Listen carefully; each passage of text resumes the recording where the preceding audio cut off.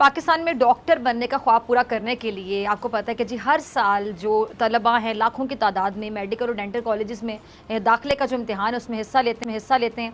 और पहले Pakistan medical and dental council के तहत जो मेडिकल कॉलेजेस हैं उसमें दाखिले के इम्तिहानात सूबाई सतह पर अलहदा होते थे। अब तहरीक इंसाफ की हुकूमत ने गुज़िश्ता बरस Pakistan medical and dental council को तहरील करते हुए पाकिस्तान मेडिकल कमीशन के नाम से ऑर्डिनेंस जारी किया और तमाम जो मेडिकल कॉलेजेस हैं उनके मामलात पाकिस्तान मेडिकल कमीशन के सपुर्द कर दिए। पाकिस्तान में 2020 में मेडिकल एंड डेंटल कॉलेजेस में दाखिले का जो इम्तिहान है एमडी कैट, ये पहली बार तनाज़े का शिकार हुआ और पिछले साल तलबा के कहना था कि जी तलबा को 20 से 30 नंबर कम दिए गए हैं, जबकि कुछ तलबा ने यहाँ तक कहा कि इम्तिहान में ऐसे सवालात भी आए जो कि निसाब में शामिल ही नहीं थे। अब नाज़रीन, इस साल भी जो इम्तिहान है उसके बाद तलबा ने एक बार फिर जो PMCS को आड़े हाथों लिया और टेस्ट होने के बाद तलबा का ये कहना है कि जी एमडी कैट जो है इम्तिहानात में नाकारा सिस्टम और गलत जवाबी कॉपी से चेक करने के बायस सैकड़ों तलबा का जो मुस्तकबिल है वो ख़तरे में पड़ गया, क्योंकि जिस जवाबी कॉपी से टेस्ट चेक किया जाता है उसमें गलतियाँ होने के बायस जो तलबा हैं वो फेल होने लगे हैं, जबकि तलबा को जवाबी कॉपियाँ फराहम ना करना टेस्ट पर मजीद सवालात भी उठा रहा है। इस पूरी सिचुएशन पर बात करने के लिए मेरे साथ मौजूद हैं पाकिस्तान मेडिकल उसके सेक्रेटरी जनरल डॉक्टर कैसर सज्जाद साहब। डॉक्टर साहब बहुत शुक्रिया ज्वाइन करने के लिए।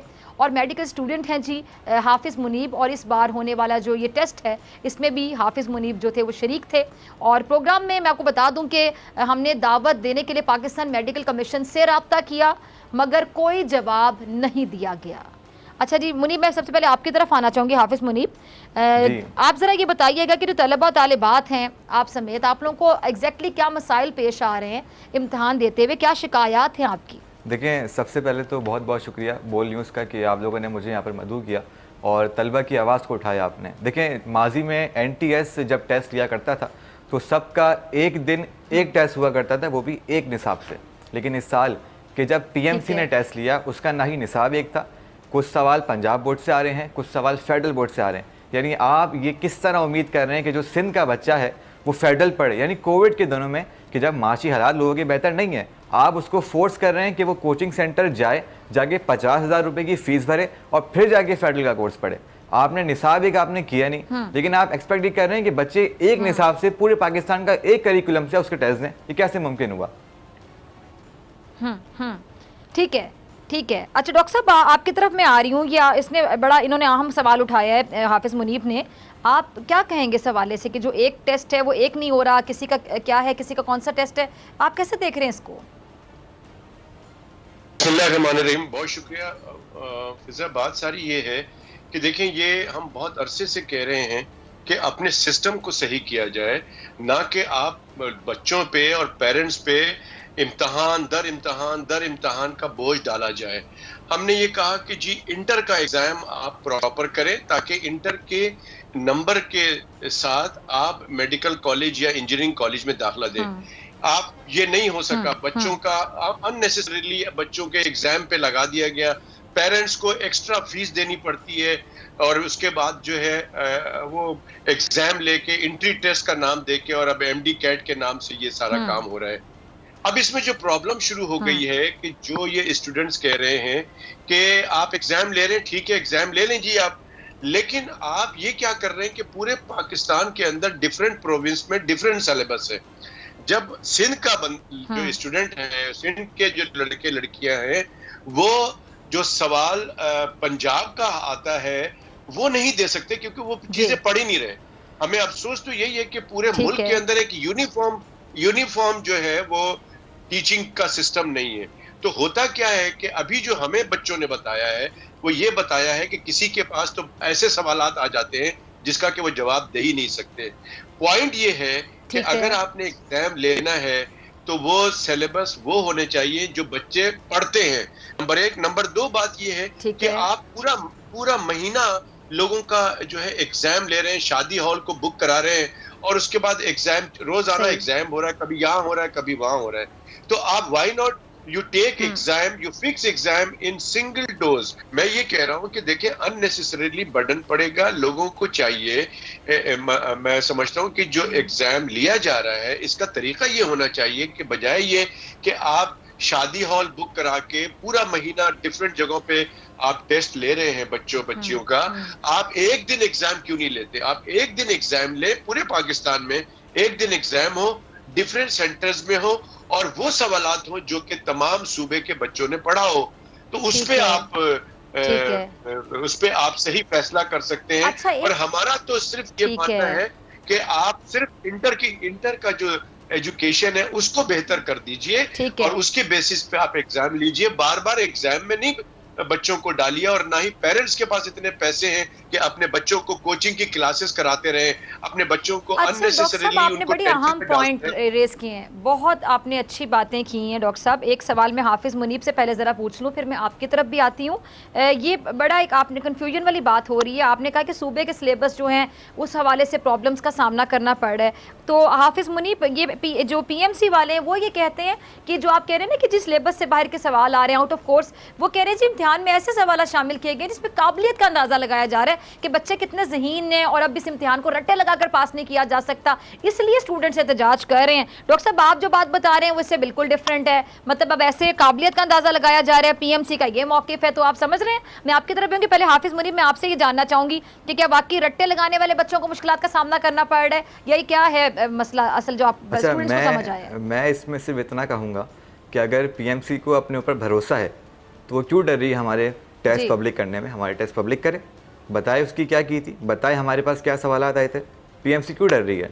दूसरी जानिब पीएमसी के दिए हुए जो टैब्स हैं, जो हमें टैबलेट दिए जाते हैं, उसमें बाज़-औक़ात वाईफाई बंद कर दिया जाता है और फिर वहाँ पर जो नुमाइंदे होते हैं, जब हम उनसे शिकायत करते हैं तो वो कहते हैं कि इस टेस्ट में वाईफाई कोई काम नहीं है। ये कैसे पॉसिबल है? यानी आप एक ऑनलाइन टेस्ट ले रहे हैं, उसमें आप ये कह रहे हैं कि वाईफाई का काम ही नहीं है।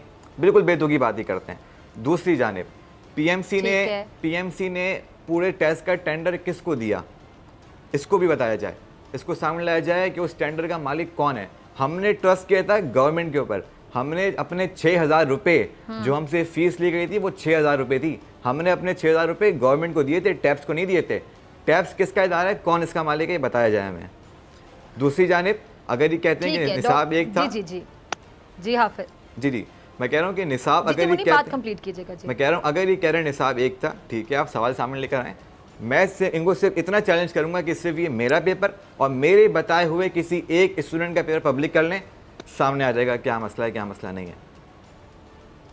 ठीक है डॉक्टर कैसर, आपने हाफिज़ मुनीब को भी सुना, तो वो मेरे ख्याल से बात तो बिल्कुल सही कह रहे हैं कि क्या मसला है, पेपर जो है पब्लिक कर दिया जाए। तो डॉक्टर साहब आप कैसे समझते हैं, आप सीनियर डॉक्टर हैं, आप बेहतर तरीके से पूरे सिस्टम को भी समझते हैं, गहरी नज़र भी रखते हैं, टीवी पर भी आते हैं और ये तो आपसे रिलेटेड आपकी फील्ड है, आप कैसे समझ रहे हैं पूरे ये मामले को? और अगर इस तरह किया जा रहा है पीएमसी की जानिब से तो हम क्या कह सकते हैं कि पुअर मैनेजमेंट है, मतलब स्किल्स की कमी भी नहीं कह सकते, क्या कहेंगे आप, क्या मसला क्या है?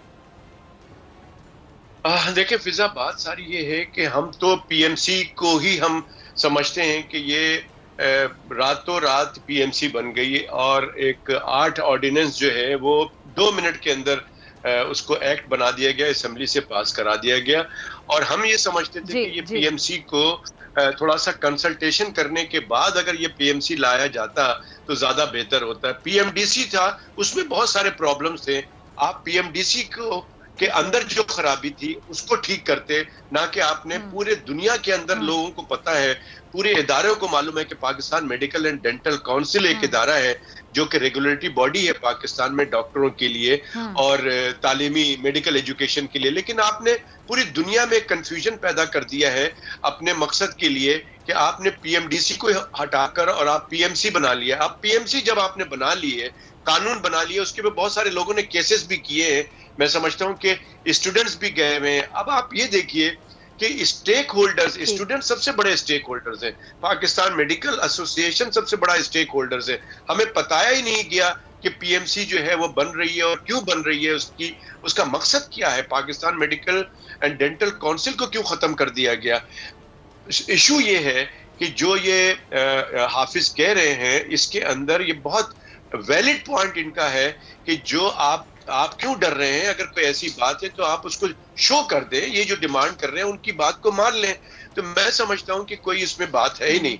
लेकिन आप अगर सब कुछ अपनी मर्जी से, एग्जाम भी अपनी मर्जी से लेंगे, स्टूडेंट्स का सिलेबस भी उसकी मर्जी का नहीं होगा, तो फिर ये किस किस्म का एग्जाम है, ये फिर क्या करना चाह रहे हैं। क्या कुछ लोगों की शिकायत ये है कि कुछ सेंटर में सवालात ऐसे आते हैं जिनको पास करना होता है, वो सवालात दे दिए जाते हैं, वो चीजें हो जाती सही हैं। है। फिर नेट का मसला बन जाता है, नेट क्यों बंद हो जाता है? अगर आपके पास सिस्टम पहले इंप्रूव करें, सिस्टम को इंप्रूव करके सिलेबस को सब जगह पे बताएं, फिर उसके बाद आप एक एग्जाम करें तो ज्यादा बेहतर जी, हो। नेट जैसे वाली मैं बात कह तो रहा बिल्कुल हूँ सही कह रहे हैं, कि वाईफाई एक क्यों दिन बंद हो जाता है? एक हाँ, दिन वाईफाई बंद हो जाता है, ये सब चीजें लोगों को शक में डाल रहे हैं। तो आप अगर खुदारा बिल्कुल। स्टूडेंट्स की बात माने कि जी एक वक्त में तमाम मुल्क के अंदर एक ही दिन एक एक एग्जाम हो जाए, सुबह से शाम तक हो जाए, तो मैं समझता हूं कि ज्यादा बेहतर रहेगा और ये एक और ये बड़ा तरीकेकार सीधा-सा होगा। तरीका है, अगर आप बिल्कुल सही, एग्जाम सीधा लेना तरीका भी चाहते यही है।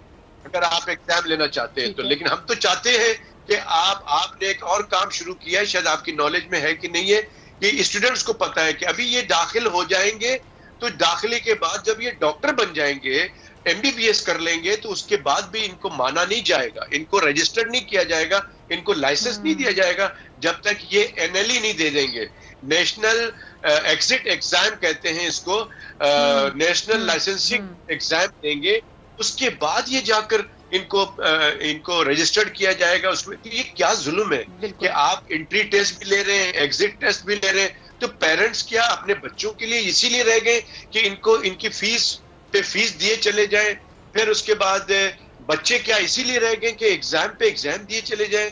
भाई आपने अपने मेडिकल कॉलेजेस के स्टैंडर्ड को ठीक करना है, आप ये क्यों कर रहे हैं कि और ये नहीं हम बच्चों की मेडिकल नफ्सियात को स्टैंडर्ड कितना मुतासिर करता है। आप ये देखें, बच्चे जब एफएससी बहुत करते हैं, एफएससी में इतनी मेहनत बहुत करते हैं, इतने अच्छे मार्क्स लेते हैं, उसके बाद फिर आप एंट्री टेस्ट की तैयारी करते हैं, फिर तैयारी करने के बाद जब इस तरह बच्चों को, मतलब मुझे तो बड़ा दुख हो रहा है, बड़ी हमदर्दी इन बच्चों के साथ, हम भी इस टाइम से गुजरे स्टूडेंट लाइफ से, तो बच्चों के सर पे कितना प्रेशर है, साइकोलॉजिकली कितना बच्चे डिस्टर्ब होंगे। अच्छा हाफिज मुनीब, मैं आपका लास्ट कॉमेंट चाहूंगी कि लास्ट कॉमेंट का मतलब ही नहीं कि आप बहुत छोटी बात करें, जितनी बात करना चाहे आप कर सकते हैं, कि अगर आप लोग के मुतालिबात नहीं सुने जाते, जो कि बिल्कुल जायज़ मुतालिबात हैं, तो फिर आप लोग किस हद तक जाएंगे?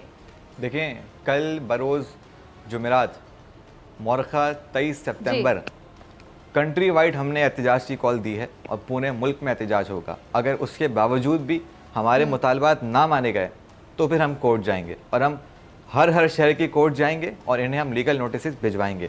अच्छा देखें, बात यह है कि पीएमसी ने इस टेस्ट से पहले भी एक प्रैक्टिस टेस्ट हमें दिया था ऑनलाइन। जब उसमें हमने जब उसको अवेल किया तो हमने पीएमसी को बताया कि इसके अंदर बहुत सारी मिस्टेक्स हैं, इसके अंदर जो की है वो सही नहीं है। पीएमसी ने हमसे कहा कि ठीक है, आपकी बात बजाए, लेकिन इसे हम दुरुस्त कर लेंगे आपके फाइनल एग्जाम में।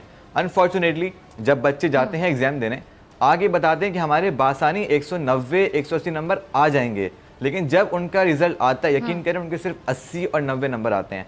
एनईडी में एग्जाम होते हैं, माना उसमें मैक्सिमम 10 नंबर का फर्क होता है, बच्चे आके बताते हैं 100 आएंगे तो उनके 90 आते हैं। अब ये ऐसी बात हुई कि 100 नंबर का फर्क आ रहा है। अच्छा, और जिस बंदे ने ये बात की है ना कि बच्चे रट्टे लगा के आते हैं, हमें भी मालूम है कि वो बंदा कैसे यहाँ पर आके बैठा है, उसने किस तरह पढ़ा है हमें मालूम है, तो हमें ना बताएं कि किस तरह पढ़ाई की जाती है, हमें मालूम है। ठीक है जी, बहुत शुक्रिया जी हाफिज मुनीब आपका भी। डॉक्टर कैसर